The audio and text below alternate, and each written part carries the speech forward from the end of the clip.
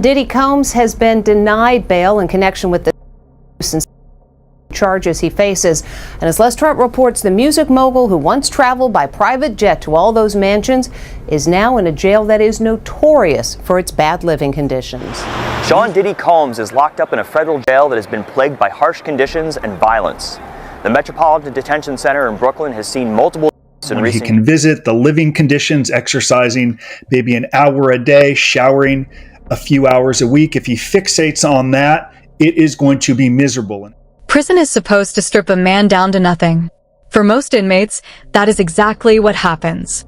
No entourage, no assistance, no red carpet waiting outside the door. Just a cell, a rigid schedule, and hundreds of strangers who do not care what your name used to mean. That is the exact world Sean Diddy Combs walked into back in September 2024. And for months, the headlines all told the exact same story. Isolation, self-harm watch, and a facility so notorious that even federal judges have publicly criticized it. But somewhere between the viral rumors and the official court record, something shifted. Because the version of this story everyone assumed they knew, the fallen music mogul quietly breaking down behind bars, is not exactly the version confirmed by court documents and official records. What has actually happened inside those walls is stranger, messier, and far from over. And the latest turning point just happened. The Metropolitan Detention Center in Brooklyn did not need Sean Combs to make headlines. It already had them. For years, judges, defense attorneys, and federal watchdogs have described MDC Brooklyn as one of the most dangerous and severely understaffed facilities in the entire federal system. It is a place where lockdowns are routine, heating fails in the middle of winter, and inmate violence is a documented, recurring problem. That reputation is not just internet speculation. It comes directly from reports and court filings.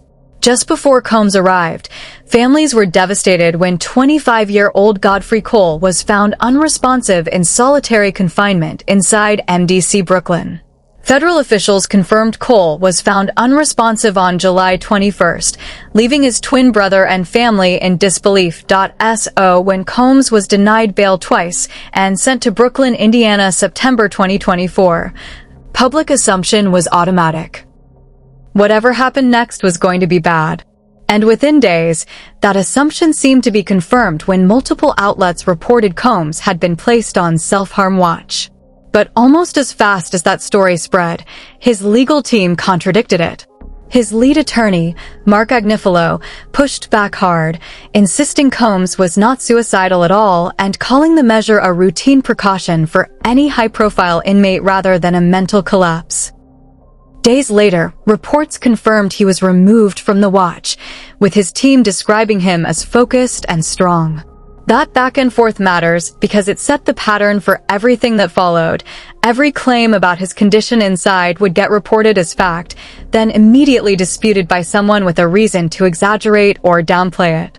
A year later, following his trial and sentencing, that exact same pattern repeated, except this time with far more specific and conflicting details. During a heavyweight sentencing hearing in Manhattan, prosecutors described Combs as unrepentant. His legal team claimed he was placed back under near-continuous self-harm watch, with guards waking him roughly every 2 hours overnight just to check an identification card. They even said one of his legal video calls was cut short when a stabbing elsewhere in the facility triggered a building lockdown, calling conditions inhumane. Prosecutors disputed the severity of those claims, maintaining the watch lasted only about a week and that his specific housing unit remained unaffected. Two sworn legal teams, two completely different accounts of the same weeks inside the same building. To understand how Sean Combs ended up in custody at all, you have to go all the way back to March 2024, months before any indictment was unsealed. Homeland Security agents executed armed search warrants at his estates in Los Angeles and Miami. Investigators were hunting for electronic devices, videos, and photographs that could support mounting allegations from multiple accusers. What they cataloged at his 17,000 square foot Beverly Hills estate became some of the most talked about evidence in recent legal history. Video recordings investigators linked to what prosecutors called freak-offs. over 1,000 bottles of lubricant, multiple firearms with defaced serial numbers, and high-capacity drum magazines. 6 months later, that investigation turned into a bombshell federal indictment. On September 16, 2024, Combs was arrested in Manhattan on charges of racketeering conspiracy, sex trafficking by force, fraud or coercion, and transportation for prostitution. Prosecutors described a decades-long pattern, accusing him of leading a criminal enterprise that used financial control, threats, and physical coercion to compel participation in elaborate, multi-day encounters. Combs pleaded not guilty. His lead attorney moved immediately to draw a hard line between his client and notorious figures like R. Kelly or Jeffrey Epstein, making it clear from day one that Combs had no intention of taking a plea deal. At the center of the prosecution's case were the freak-offs, events prosecutors alleged Combs personally organized and directed, requiring intravenous fluids afterwards for participants to recover. Prosecutors also alleged a long history of domestic violence and argued that no bail or home confinement package could protect the public. The judge agreed, denying bail and keeping him in custody. When the verdict finally came in October 2025, it surprised almost everyone following the case. A federal jury convicted Combs, but not on the charges that had dominated public headlines. He was found guilty on 2 counts of interstate transportation for prostitution tied to the freak-offs. But on the far more severe charges, racketeering conspiracy and sex trafficking by force, the jury acquitted him entirely. It was neither a total vindication for the defense nor a sweeping victory for prosecutors, but a complex split verdict from a jury that believed some allegations and rejected others.